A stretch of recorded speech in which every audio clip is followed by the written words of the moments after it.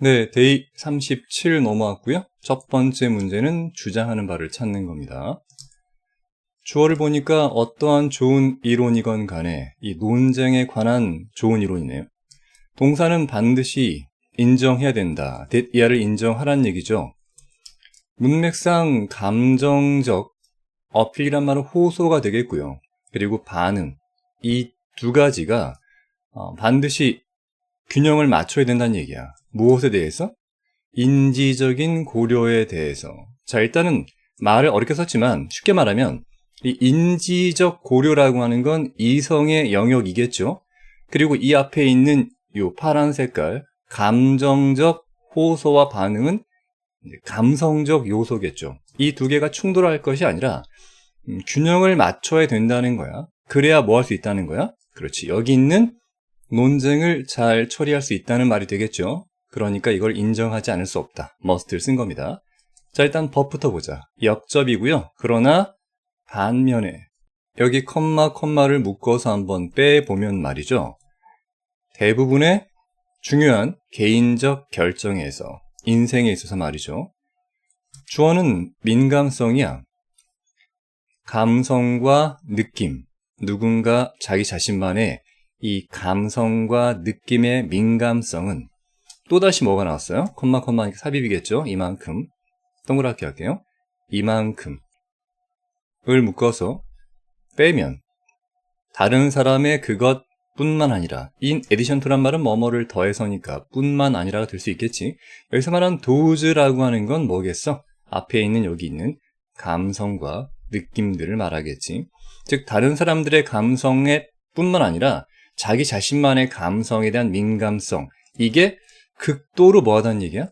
중요하다는 얘기죠. 지금 계속 같은 말을 반복하고 있죠. 어쨌든 논쟁 같은 이성적인 고려사항에서도 감성을 무시할 수가 없다. 심지어는 굉장히 중요하다. 이게 이 글의 주제가 되겠죠. 다음 문장 보시면 다시 한번 똑같은 주어네요. 어떠한 이론, 즉 이 논쟁에 관한 이론이 있어 대신 꾸며주겠죠. 그 논쟁은 무시를 한다. 아하, 그러한 호소, 모두 합쳐서 이때 말한 그러한이라고 하는 건 앞에 나온 감정적 호소를 말하겠죠. 이거를 완전히 무시한다면 이건 좋은 이론이 아니겠죠. 따라서 must be니까 뭐뭐임에 틀림없다. 우리말로 굉장히 제한된 이론임에 틀림없다. 이 제한된이라고 하는 게 부정적 느낌을 나타내겠죠. 컴마가 나오고요. 계속 부정적이야. 적용할 수가 없다는 거죠. 어디에? 많은 중요한 일상 상황, 환경들에 적용이 안 된다. 즉 무슨 말이야? 어떤 논쟁에 관한 주장이든 이론이든 감정적 호소를 무시하지 마라 이거야. 계속 감정이 중요하다를 말하고 있습니다. 다시 한번 묶어보자. 특히 커먼 센스란 말은 상식적인 추론에서도 끝난 게 아니야. 위치가 꾸며주겠죠. 그거는 너무나 뭐하다? 아주 흔해. 자, 예를 들면 말이죠. 컨트로버설이니까 뭐 논란의 여지가 있는 정치적 디베이트. 이때 디베이트라고 하는 건 앞에 나와 있는 요 논쟁과 거의 같은 말이겠죠. 다만 정치적인 논쟁이야. 자, 무엇과 관련된 거가 봤더니 초이스는 선택이니까 정책 또는 후보. 어떤 정책을 어떤 후보를 선택할지에 관련된 이런 정치적 논쟁. 그게 지금 논란의 여지가 있다는 얘기야.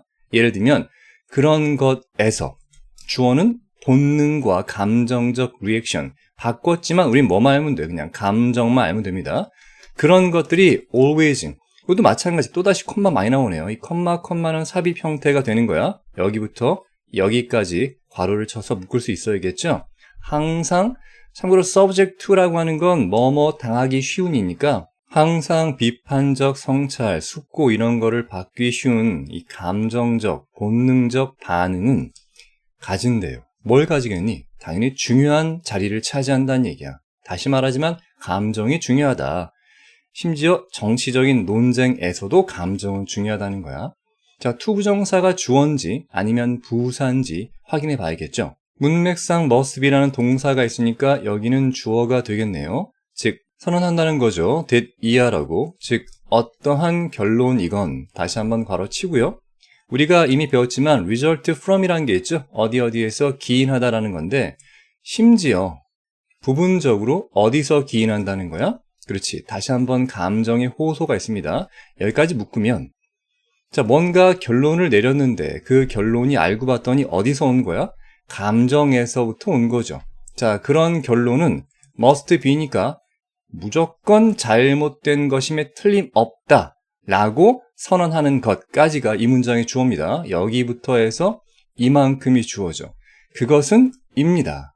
누가 봐도 안 좋은 거니까 ineffective, 비효율적이며 심지어 미스니까 잘못 안내된, 즉 오도된 접근이란 얘기입니다. 누가 봐도 옳지 않다라고 하는 거죠. 비효율적이며 오도하는 그런 접근법이다 라고 해서 심지어까지 있습니다. 따라서 이거는 초질관 같은 말을 하고 있어요. 어쨌든 중요한 건 뭐다? 그렇지.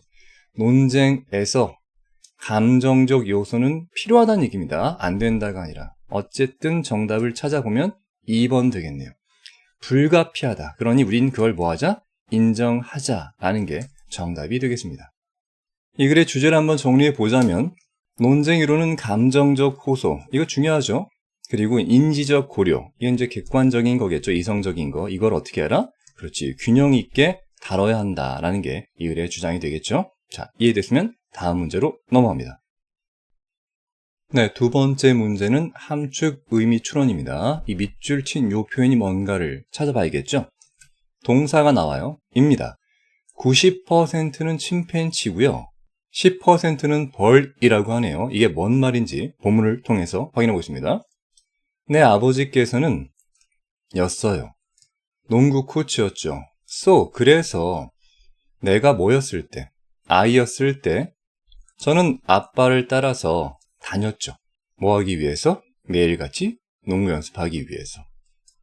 내가 나이가 먹어감에 따라 나는 I was at the gym. 첫 번째는 여기 농구장에 있거나 아니면 스포츠 필드에 있었다는 얘기입니다. 언제부터 언제까지? 이게 이제 새벽이고요. 더스크란 말은 이제 해가 지는 거죠. 즉, 해 뜰 때부터 해 질 때까지 계속 운동했다는 걸 말하고 있는 거야. 이런 투자는, 시간과 에너지에 대한 투자는 결국 이어졌다는 거야. 농구 장학금을 받게 된 거죠. 여기 대학교 여기에서. 따라서 나는 농구 선수가 됐으니까 농구 선수로서 나는 배웠다는 겁니다. 굉장히 일찍 배웠죠. 무엇에 대해서? 이게 이제 중요하겠죠? 바로 역설입니다. 팀 스포츠의 역설을 배웠는데 이게 뭔지를 모르니까 대신하면서 부연 설명하는 거죠. 바로 텐션, 우리말로 긴장감 정도인데 어디와 어디 사이에 between A and B니까 첫 번째는 농구 선수 개인과 그런 개인들이 합쳐진 집단 경쟁, 요 사이에서의 텐션, 어떤 긴장감 같은 걸 일컫는 말이 팀 스포츠 역설이란 말이야. 자, 이게 무슨 말인가 보자 한번. 연습하는 동안에 운동선수들은 어쩔 수 없이 경쟁을 하겠죠. 누구랑 경쟁할까? 같은 팀 동료들과 경쟁합니다. 왜? 플레이할 수 있는 타임이 정해져 있으니까 내가 뛰고 싶으니까 남을 이겨야겠는 거죠. 같은 팀 내에서 말입니다. 저스트에즈란 말은 마치 뭐뭐처럼, 즉 침팬지가 싸우는 것처럼 그것도 맹렬하게 뭐 하기 위해서? 더 큰 몫의 음식을 찾기 위해서, 갖기 위해서. 그러니까 첫 번째는 아까 말한 여기 90%의 침팬치라고 하는 게 바로 이거겠네요. 팀원들끼리 경쟁하는 거야. 조금 더 플레이하는 시간을 오래 갖기 위해서, 즉 주전을 따기 위해서 경쟁하는 게 바로 여기 있는 침팬치 같은 90%란 말입니다. when부터 묶어보자. 이제 게임데이가 롤 어라운드란 말이 시작됐다는 얘기입니다. 즉 실제 경기 날이 되면 역접 늘 중요하죠. 그러나 자, 근데 그러나만 보면 알 수 있어야 돼. 지금 팀원들끼리 경쟁이지만 경기 날은 그러면 안 되겠죠. 팀원들끼리 합심해서 상대 팀을 이겨야 되니까 팀원들은 요청을 받아요. 뭐 하라고? 자, put 기억날 겁니다. put aside란 말은 제쳐두다란 말이니까 모든 그들의 개인적인 경쟁 의식 같은 경우는 다 뭐 하라고? 제쳐두라고. require이라고 하는 게 준사역 동사이기 때문에 뒤에 투부정사 온다는 것도 알아두고요. 수동태 됐으니까. 접속사 and가 있으니까 그리고 이때 became이라고 하는 건 과거 동사니까 앞에 있는 동사가 병렬된 거겠죠. 1번과 2번입니다. 되었다는 얘기야. 마치 뭐처럼 됐다는 거야? 벌처럼 됐다는 거죠. 그 벌은 working for니까 일을 하는 벌이야. 바로 for the sake of라고 하는 건 하이브, 즉 벌집 전체를 위해서 일한다. 이때 말한 벌집이란 말은 뭘 뜻하는 거겠어? 팀의 승리를 말하는 거겠죠? 따라서 이때 팀의 승리를 위해서 합심하는 벌이 몇 %란 말이야? 10%란 얘기네. 즉 개인적인 걸 위하는 게 90%니까 이게 좀 이기적인 거고요. 그리고 팀 전체를 위한 게 10%니까 이타적인 거라고 할까? 요게 좀 더 적다는 얘기네요. 아주 많이 적네요, 사실. 다음 문제 볼까요? 우리는 한데 모였다는 거야. 뭐로써? 코헤시브란 말은 응집력 있는, 화합하는 하나의 유니트. 팀이겠죠? 자, for 괄호 묶어볼까 한번? 더 높은 목적. 이때 오브는 동격이라고 해서 목적이 뭔지를 꾸미는 거겠죠? 바로 defeat는 깨 부수는 거니까 상대방 팀을 이기려는 더 큰 목표를 위해서 함께 모였다는 얘기입니다. why부터 묶어보자. 비록 이것은 어렵다고 할지라도, 성취하는 것이 어렵다고 할지라도 우리 인간들은 소유하고 있어요. 뭐를? 뒤에 있는 equipment란 말은 장비가 되는데 이때는 뭐 능력 정도가 되겠지? 뭐 할 수 있는? 자, pull off라고 하는 건 이끌어내다는 의미가 있겠죠. 즉, under the right conditions, 올바른 조건 하에서 이것을 이끌어낼 만한 그런 잠재력이 있다는 걸 말하고 있는 거야. 이때 말한 이것이 뭘 뜻하는 거겠어? 그치? 잠재적 적을 이기기 위해서 팀 전체가 화합해서 하나가 되는 걸 말하겠죠? 우리는 can do this, 할 수 있습니다. 다시 한번 말해, 이것을 할 수 있습니다. 왜 할 수 있다? Because we are, 우리는 by nature이라는 말은 본질적으로 homo duplex이기 때문입니다. 이게 뭐냐? 이중의 인간이라고 하는 거야. 이중의 인간. 즉, 인간이면서 두 가지 면모가 있다는 거겠죠? 이 전문가인 사람이 put it, 언급하듯이 우리는 입니다. 90%는 침팬지처럼 이기적이고요. 10%는 벌처럼 이타적. 함께 공동체를 위한다는 겁니다. 자, 이것과 연관된 정답을 찾아보면 몇 번 될까요? 그렇죠. 답은 5번이 되겠죠. 인간은 주로 자기 자신을 서비스하는, 즉 이기적인 존재란 말이야. 그러나 협력적인 생명체다라고 해서 마지막에 이 10%의 벌을 언급하면서 끝나는 5번이 정답이 되겠죠. 어쨌든 기본 90%는 나를 위하지만 10%는 팀을 위한다. 정답 5번 됩니다. 내용 정리해 본다면 우리 인간은 90%의 침팬지 성향, 즉 이기적 성향이 있고요. 10%의 벌, 즉 협동적 성향이 있다는 걸 강조하는 글이 되겠습니다. 자, 이해가 되길 바라고요. 다음 문제로 넘어가죠. 3번은 빈칸 추론 문제입니다. 빈칸은 저 뒤쪽에 있고요. 자, 먼저 첫 번째 문장부터 보도록 하죠. 창의성이라고 하는 건 입니다. 무엇에 관한 것인가 봤더니 연결하는 겁니다. 점들을. 자, 점들을 연결한다. 이게 무슨 뜻인지 이해를 해야겠죠? 자, 대신 나오니까 부연 설명이야.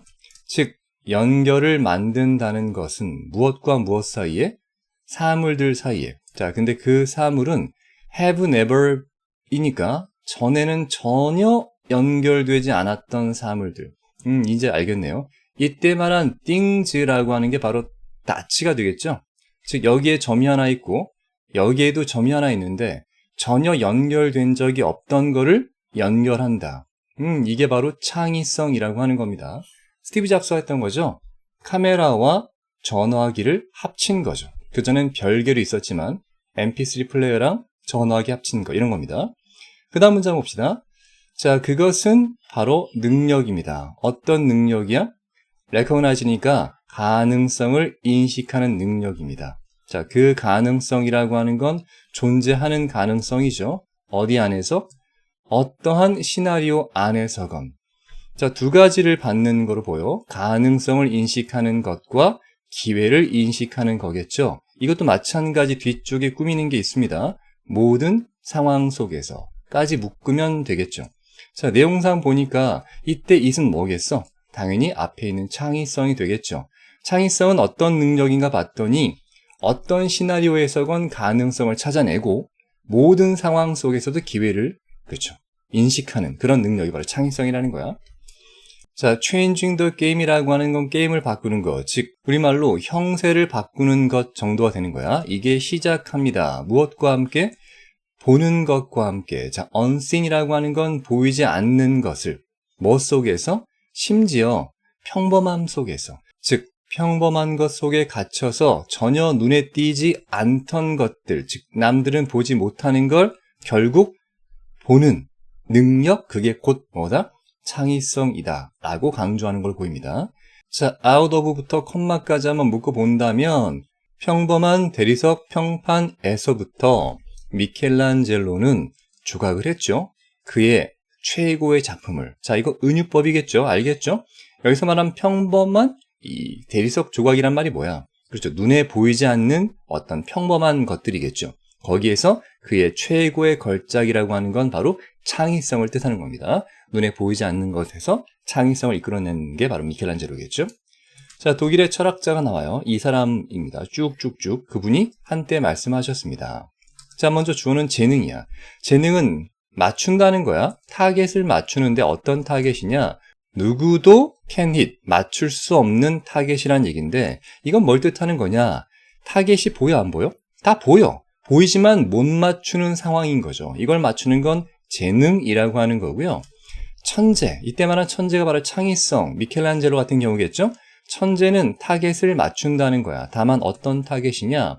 아무도 볼 수 없는 거겠죠. 그러니까 이 타겟은 일반 사람들은 보지 못한다는 거야. 그러니까 저기 타겟이 있었어? 난 못 봤는데. 하지만 천재는 보는 거죠.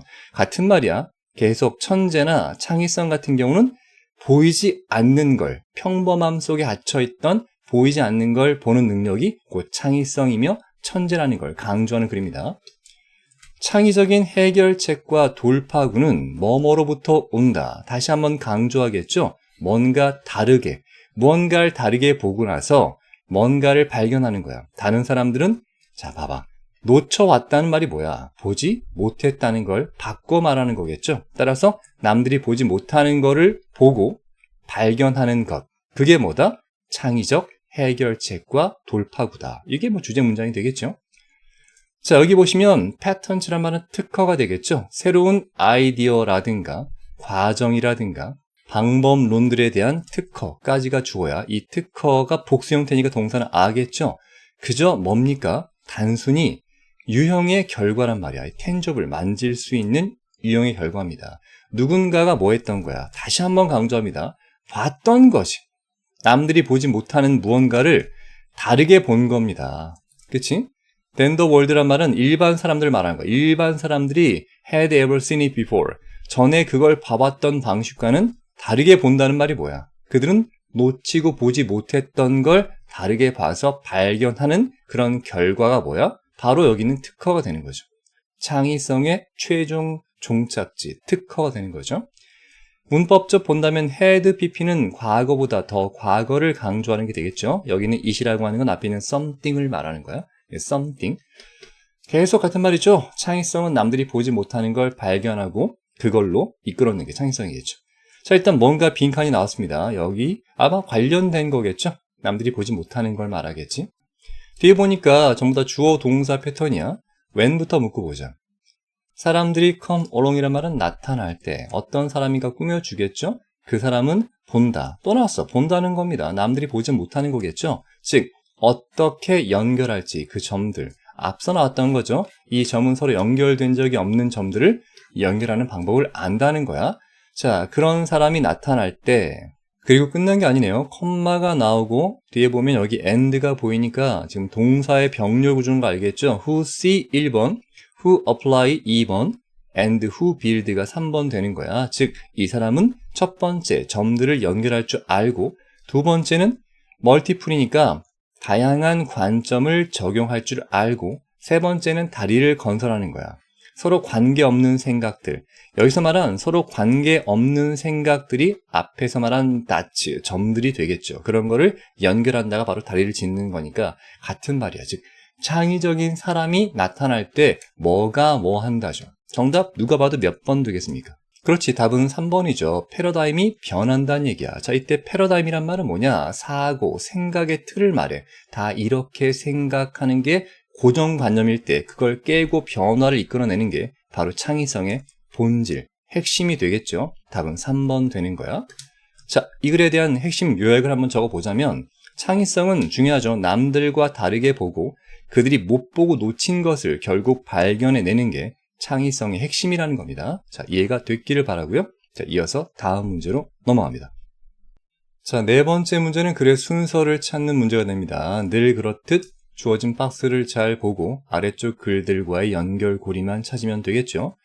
1890년도에 코닥이란 회사가 소개했어요. 값싼 소비자용 카메라를. 자, 그 카메라는 어떤 카메라였냐? 모든 사람들이 살 수 있을 만한, 즉 여력이 되는 값싼 카메라였죠. 자, 이것이 이때 말한 이게 뭐겠어? 값싼 소비자용 카메라가 도입된 거야. 뒀다는 건데 The Portrait Studio란 말은 인물 사진을 찍어주는 사진관을 말하거든. 이거를 put out of business란 말은 사업 바깥쪽에 뒀다, 즉 망하게 했다, 폐업하게 했다는 얘기입니다. 당연하죠. 인물 사진관에 갈 필요가 없는 거야. 그냥 값싼 카메라로 직접 찍으면 되니까. 자, 세미콜론 부연 설명하는 거죠. 따라서 그렇게 새롭게 실직된 사진사들은 필요했죠. 어떤 방법이 필요했는데 to가 꾸미겠죠. 뭔가 좀 구분을 지어야 되는 거야. between A and B니까 뭐랑 뭐 사이에. 첫 번째 what they did란 말은 그들이 늘상 해왔던 거니까 인물 사진 찍던 거. 지금은 이거 아무도 안 합니다. 다 각자 찍으니까. 이것과 이러한 새로운 인기 있는 사진술 사이에서 뭔가 방법을 찾을 필요가 있었다는 얘기입니다. 자, 이제 여기서 뭐가 나오겠어? 여기 있는 새로운 인기 있는 사진술이 뭔가에 대한 부연 설명이 나와야 될 것 같죠? 보통 A는 첫 번째가 아니라고 했고 근거가 있습니다. 그들은 나타냈대요. 그들의 작품을 어디에다가? 아트 갤러리에다가. 그것도 어디 옆에다가? 회화 그림들 옆에다가. 자, 일단 이게 뭔지 아직 안 나왔는데 이미 이거를 가지고 뭔가 만들어서 갤러리에 전시까지 한다는 거니까 A는 B하기 심하죠. 첫 번째 될 수 없겠고요.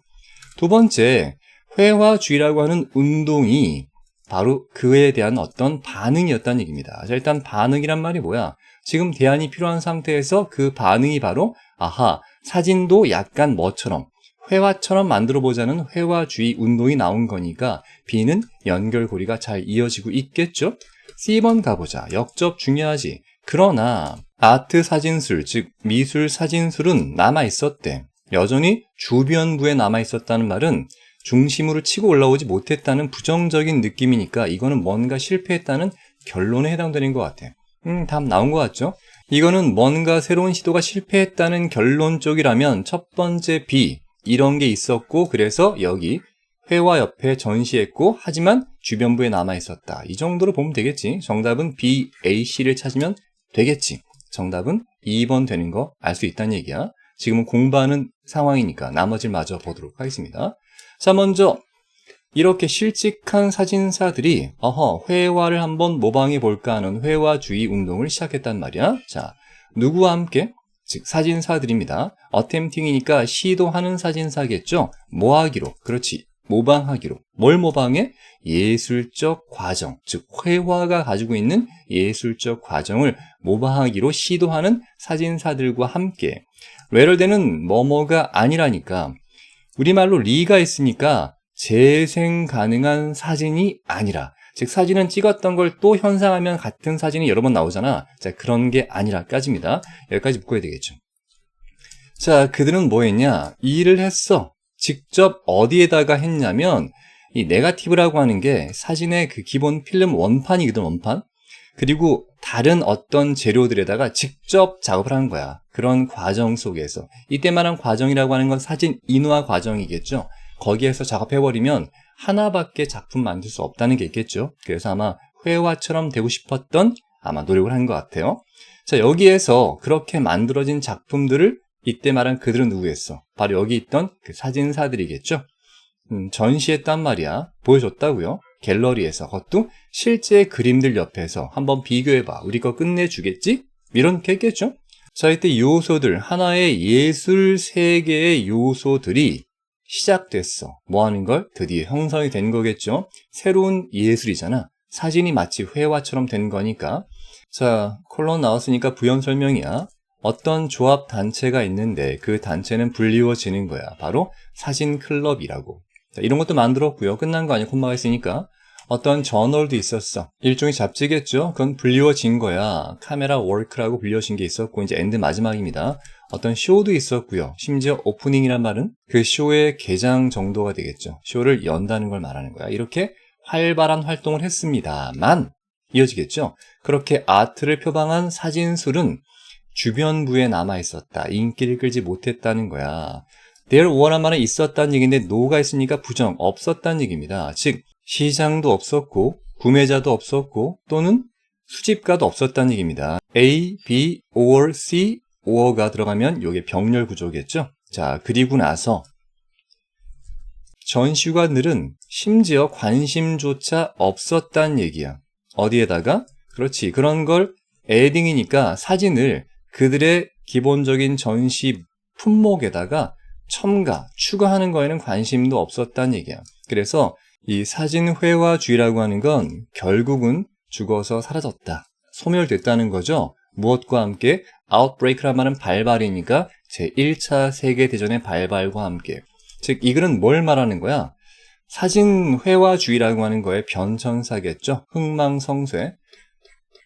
첫 번째, 코닥이 갑자기 값싼 카메라를 만드는 바람에 사람들은 인물 사진관에 오지 않았으니까 그 사진사들이 실직해서 우리도 회화처럼 만들어 보자라고 해서 여러 가지 단체도 만들고 했으나 결국 대중들의 외면을 받으며 사라졌다는 게 되는 거야. 정리 한번 해보도록 하죠. 방금 말씀드린 것과 같은 내용이 되겠죠. 자, 이해가 됐길 바라고요. 다음 문제로 넘어갑니다. 네, 요거는 문장 삽입 형태입니다. 첫 번째 박스를 잘 보고 어디에 넣어야 될지 연결고리를 찾아야겠죠. 처음에 일단 더 그룹이니까 앞에 한번 그룹이 언급됐다는 걸 알 수 있겠죠. 그 그룹은 아마도 겪을지 모릅니다. 어떤 과정을 겪는데 어브는 동격이겠죠. 그 과정이 뭔가를 말해주는 거야. 컨버팅이니까 파일을 전환하는 과정 또는 그 문서를 다시 쓰는 과정을 겪을지 모른다는 얘기야. rather than 뭐뭐가 아니라. 어벤더는 포기하는 거니까 그 프로그램을 포기하는 게 아니라 뭔가 프로그램이 문제가 있나 봐요. 그래서 그걸 포기해야 되는데 포기하지 않고 어쨌든 문서를 다시 쓰거나 심지어 파일을 전환하거나 이렇게 하여튼 개고생 한다는 거야. 자, for one이라고 하는 건 아마도 more appropriate, 더 적절한 하나가 바로 여기 있는 프로그램에 대한 대체품이겠죠.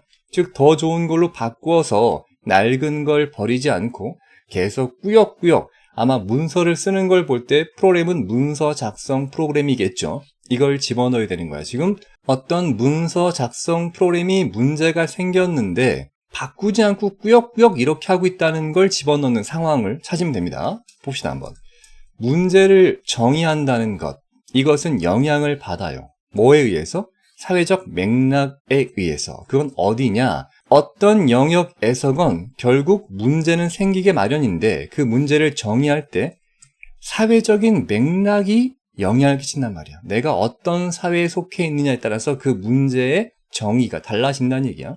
사회 속에 속해 있는 개인들은 can become, 될 수 있는데 unable to니까 재정의할 수가 없게 될 수 있다는 거야. 즉 문제를 정의할 수 없고요. 심지어 평가도 못합니다. 그 진행 과정을, 현재 문제가 어떻게 진행되는지 평가도 못한다는 얘기야.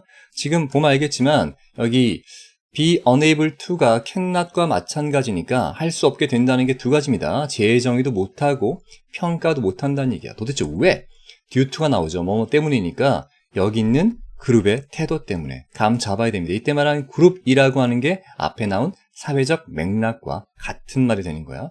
즉 내가 속한 사회, 그룹이 어떤 태도를 취하느냐에 따라서 나는 영향받으니까 나는 문제에 대한 재정의도 못해. 문제를 평가하지도 못한다는 얘기야. 자, 1번 뒤에 예를 들면 나오는데 아직까지 문서 작성 프로그램이 언급된 게 없으니까 1번은 안 되겠죠.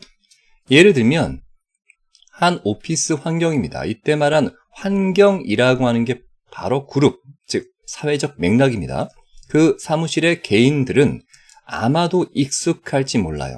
어떤 특정한 컴퓨터 앱, 뭘 위한 겁니까? 여기 있는 워드 프로세싱, 드디어 나왔죠. 이게 바로 워드 프로세싱, 즉 MS 워드 같은 워드 프로세서 프로그램을 말하겠죠. 등장했습니다.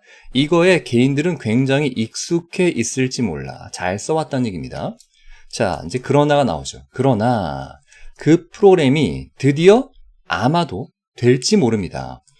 낡아서 더 이상 서포트를 받지 못한다는 말은 뭐야? 본사에서 어떤 백업 지원을 안 해주는 거죠. 그게 끊긴 겁니다. 자, 문제가 생겼죠. 2번은 아직 아니겠죠? 자, 문제가 생겼으면 바꾸거나 고쳐야 되는데 고치지 않고 처음에는 어쨌든 간에 파일을 컨버팅해서 적용 가능하게 바꾼다거나 글을 다시 쓴다거나 하는 거죠.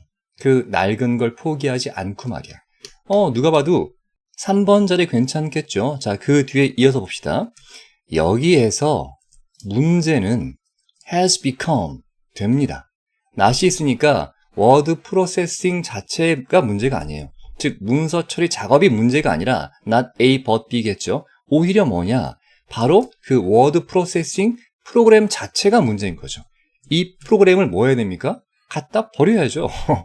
버려야 되는 거야. 근데 안 버리고 있는 거지. 그러니까 여기라고 하는 게 바로 3번 앞에 나온 박스를 말하는 게 됩니다. 자, 그 문제는 is not이니까 특별히 어렵지는 않아요. 투스팟은 알아차리기 어렵지 않습니다만, 즉 문제가 바로 워드 프로세싱 프로그램 자체라는 걸 알아차리는 건 어렵지 않아요.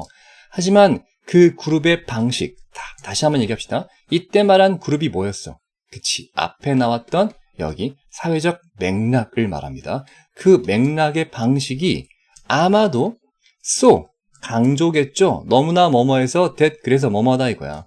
밑에 나와 있지만 너무나 뿌리 깊게 박혀 있다는 얘기야. 이 말은 뭐야? 그 사무실에서는 그 낡은 프로세싱, 워드 프로세싱을 쭉 써왔던 게 이미 고착화되어 있단 말입니다. 너무나 다 선배부터 써왔던 거라서 뭐가? 그 프로그램 바꾼다는 것 자체가 된대요. 뭐가 돼? 받아들일 수 없는 옵션, 대안이 된다는 얘기입니다. 선배 이거 바꾸면 안 돼요? 안 돼. 우리 다 쓰던 거야. 이거 바꾸면 안 돼. 이렇게 해서 아예 바꿀 수 없는 걸 만드는 게 뭐야? 그룹 전체의 방식, 즉 사회적 맥락이란 말이야. 이걸 달리 말해보자면 무엇의 태도? 그렇죠. 이거 빈칸 나올 수 있겠죠? 바로 그룹의 태도, 즉 사회적 맥락이라고 하는 것이 can be, 될 수 있어요. 자, pervasive라고 하는 건 우리말로 침투력 있다, 만연한다. 어디에서? 즉 결정 과정 속에서, 즉 개인이 뭔가를 결정하는 과정에서 결국 힘을 발휘하는 건 전체 그룹, 즉 사회적 맥락과 태도라는 걸 강조하는 게 되겠죠? 정답은 3번 나왔고요. 이 글의 정리를 해보자면 개인의 의사결정 중요하지만 사실은 개인이 속해 있는 집단의 태도에 의해서 어쩔 수 없이 영향을 받는다는 게 이 글의 핵심이 됩니다. 그래서 집단을 바꾼다는 게 매우 어렵다는 게 되겠죠. 이해되시겠죠?